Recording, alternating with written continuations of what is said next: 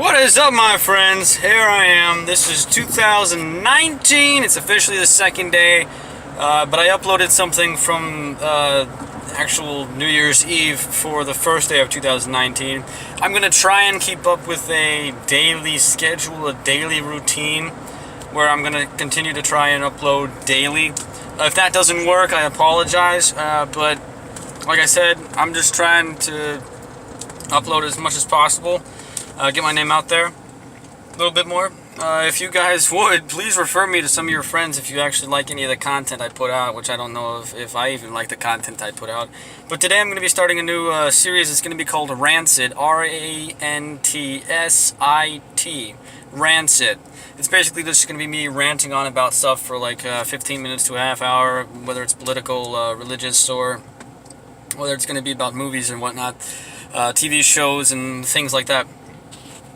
I'm just gonna continue to rant and rant and rant and rant and rant and rant and rant until you guys can't take the ranting anymore. And if that works, if that helps me out a little bit, then I'll keep doing it. And if it doesn't, then I'll try something else. But for right now, this is the plan. I'm just gonna continue to try and rant my way to success. Anyways, starting off, this is more of an introduction video, but I want to say that I pray and I hope that 2019 is going to be better than 2018, because 2018 sucked. Anyone who's a fan of that, anyone who's a fan of anything about anything from last year, you're crazy. 2018 was just ridiculously overwhelming and hard to get through. There was a lot of crap that had gone down. There's a lot of crap that I would like not to repeat itself this year. Now, obviously, I can't control that. That's up to God. That's up to what He has planned. But yeah. No, I really hope that 2019 is better than 2018. That's for sure. Let's start off the first Rants It video with me talking about I'm just going to give a brief overview of Bumblebee, and then I'll talk about more in depth about how I like the movie. Starting off, I'm just going to say that Bumblebee was spectacular. There were moments from the movie that I thought really resonated with E.T., and it also resonated with the Iron Giant, and had a lot of those vibes to it. You know, it had this, both the Iron Giant and E.T. movies have some sort of alien life form coming down to Earth, and then a government agency is looking for it and trying to destroy it. And I feel like they kind of combine both Iron Giant and E.T. together to make Bumblebee. It really was a good movie, and I thought that it was quite enjoyable. There were a lot of funny moments. There was a lot of heart to it. There was a lot more to it than that. Like I said, I'm going to go into depth later, but for now, I'm just giving a brief overview. I might even do a briefer overview for Aquaman before I end this video.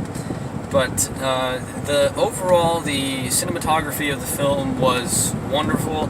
The dialogue was pretty well crafted. I think they did a decent job of showing how Bumblebee lost his voice. Like I said, I can't praise this movie enough. I think it's worth a watch. There were a few things in there that maybe I didn't necessarily like all that much, but it was mostly just the parts that really felt I needed to be justified, that there was no closure on. Like there was these bratty schoolgirls, this clique, right? That just really grinded my gears, and I just really wanted to reach to the TV screen, or the movie screen, I should say, and just kind of shake them up a little bit. But nothing happened to them. They never got in trouble. They never got. Well, actually, no. One of the girls got hurt. Spoiler warning. One of the girls' cars got completely destroyed by Bumblebee, and it was such a good payback. But there was no resolution in terms of personal situations. The closest I can say that there was a personal resolution to was that and it was a pretty big personal resolution that I really did appreciate in the film. It was when the main character finally did something that she was unable to do due to the fact of her father not being around. And her story was actually pretty good. She's kind of like a Sam Witwicky, but not necessarily that extreme. It's what was I saying?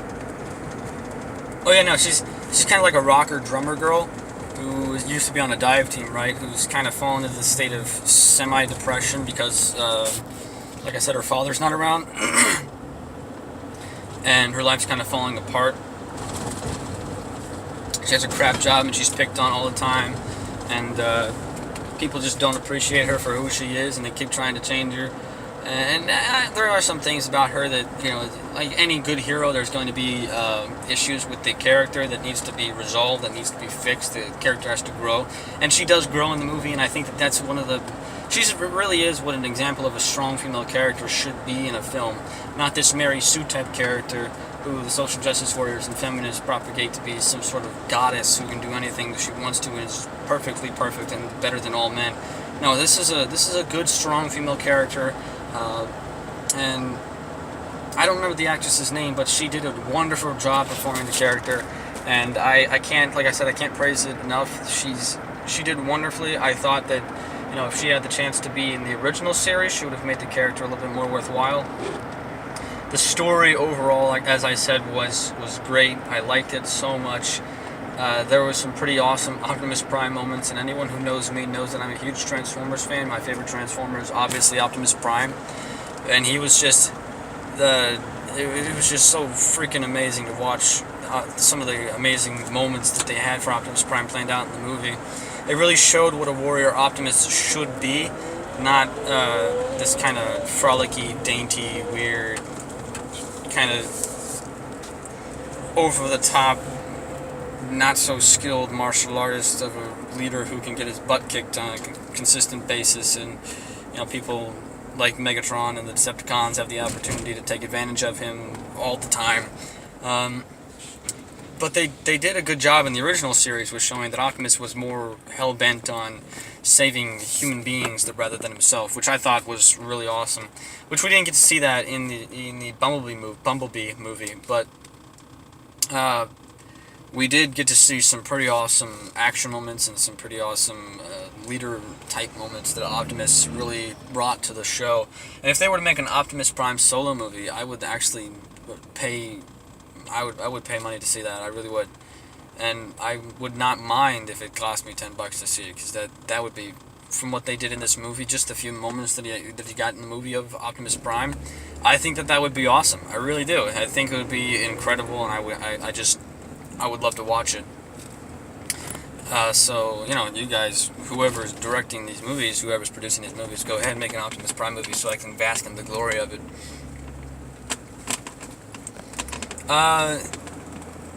And the CGI, like I said, the cinematography overall was quite wonderful.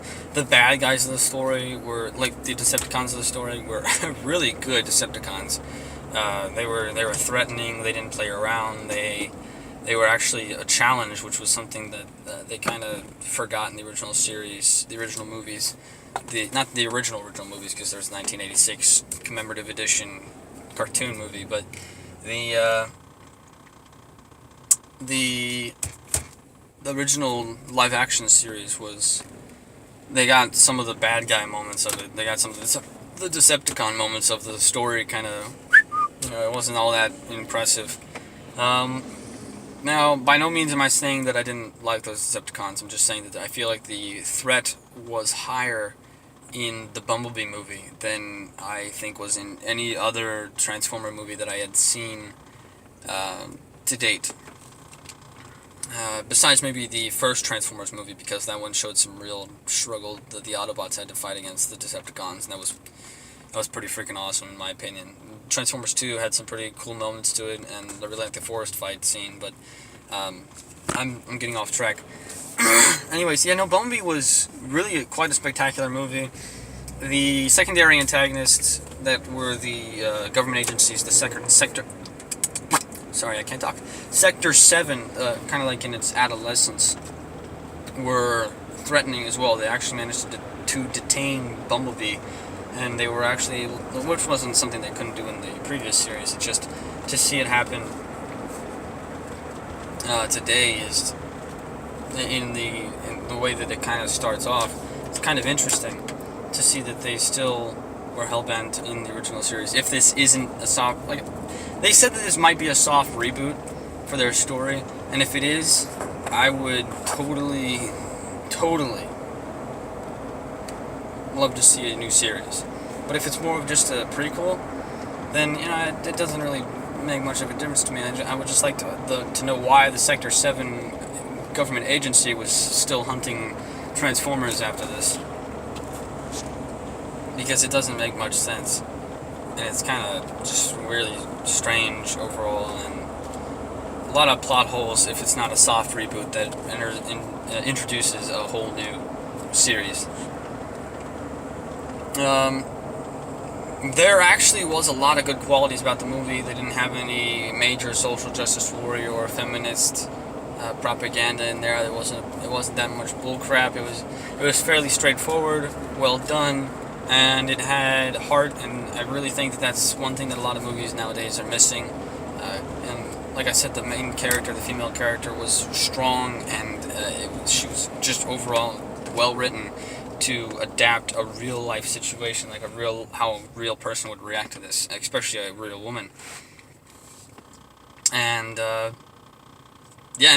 really appreciated the fact that they did that with the character. It was really quite well done.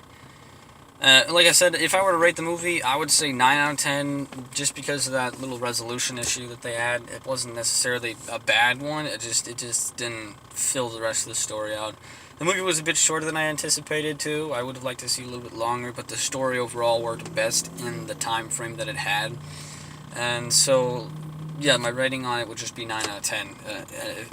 Just like I said, there's some nitpicky stuff there, but it's still totally worth watching, and I would highly recommend it to anyone who wants to see a good, well-written movie, which is fairly short supply nowadays. That's pretty much my introduction to Bumblebee. That might actually just be what I go with for the full-on review. But, stay tuned for more movie reviews. I'm going to be going through Star Wars. I'm going to be going through the DC movies, Marvel movies, so on and so forth.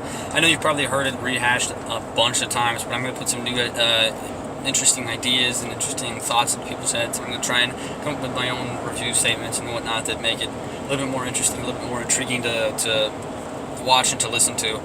So, yeah, that's it for today. I am signing off. See y'all later.